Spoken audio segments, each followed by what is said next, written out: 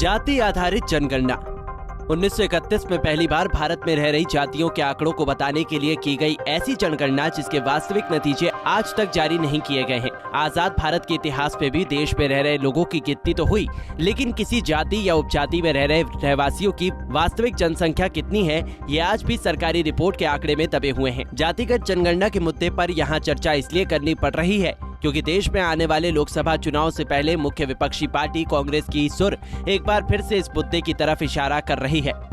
भारत में सदियों से हो रही जाति आधारित राजनीति को समझना है तो आप कांग्रेस के राष्ट्रीय अध्यक्ष मल्लिकार्जुन खड़गे के उस पत्र से समझ सकते हैं जिसे पीएम मोदी के नामों लिखा गया है। इसमें देश भर के जाति आधारित जनगणना कराने की मांग की गई है। इस पत्र के माध्यम से कांग्रेस का कहना है कि साल 2021 में नियमित 10 वर्षीय जनगणना की जानी थी, लेकिन कोविड की वजह से ये नहीं हो पाया। हम मांग करते हैं कि इसे तत्काल किया जाए और व्यापक जाति जनगणना को इसका अभिन्न अंग बनाया जाए। इस पत्र में खड़गे आगे लिखते हैं कि मुझे आशंका है कि जातिगत जनगणना के अभाव में सामाजिक न्याय के कार्यक्रमों के लिए डाटा अधूरा है।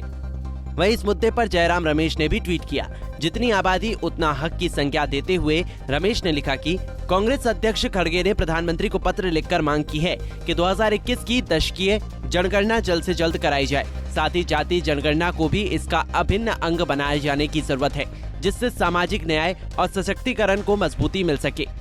विपक्ष के अंदर इस जनगणना पर मची कलह को समझना है तो आप राहुल गांधी के उस बयान से भी समझ सकते हैं जिस दौरान उन्होंने कर्नाटक के कोलार में लोगों को संबोधित करते हुए कहा, केंद्र की मोदी सरकार देश में रह रहे जातियों के आंकड़े जारी नहीं कर रही है। राहुल ने 2011 के जाति आधारित जनगणना के आंकड़े को सार्वजनिक करने की चुनौती देते हुए कहा, कांग्रेस के नेतृत्व वाली यूपीए सरकार ने 2011 में सामाजिक, आर्थिक और जाति जनगणना कराई थी, लेकिन जाति के आंकड़े को छोड़कर जनगणना की रिपोर्ट प्रकाशित की गई। राहुल ने कहा, प्रधानमंत्री आप ओबीसी की बात करते हैं, इसलिए आप उस डेटा को सार्वजनिक करें और बताएं देश में कितने दलित, ओबीसी और आदिवासी है। जाति आधारित जनगणना पर कांग्रेस भले ही हो हल्ला कर रही हो, लेकिन 2015 में कर्नाटक की सत्ता पर बैठी उसकी ही सिद्धरामैया सरकार ने राज्य में जाति आधारित जनगणना तो कराई, लेकिन उसके आंकड़े जारी नहीं किए गए। यहां तक कि इस कास्ट सेंसस के लिए सरकार द्वारा 162 करोड़ रुपए खर्च भी किए गए, लेकिन राज्य में वोक्कालिगा और लिंगायत समुदाय के बहुसंख्यक आबादी की कलह से बचने के लिए इस रिपोर्ट को ठंडे बस्ते में डाल दिया गया। इतिहास के पन्नों को जब आप पलटकर देखेंगे तो ये कोई पहला मौका नहीं मिलेगा जब इस तरह के डेटा को सार्वजनिक करने से बचाया गया हो, बल्कि इससे पहले भी कई बार सभी जातियों के आंकड़े को रिलीज करने से सत्तासीन लोग बचाते नजर आए हैं, चाहे वो 1931 का डाटा हो या 1941 में कराई गई जातिवार जनगणना के आंकड़े।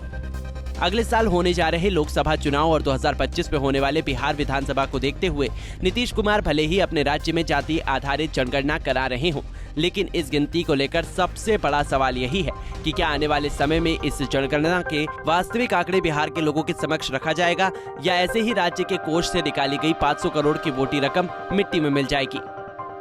Bureau report, Punjab Kesari TV. हमसे जुड़े रहने के लिए हमारे YouTube चैनल को सब्सक्राइब करें और नई वीडियो की नोटिफिकेशन के लिए बेल आइकॉन को दबाएं।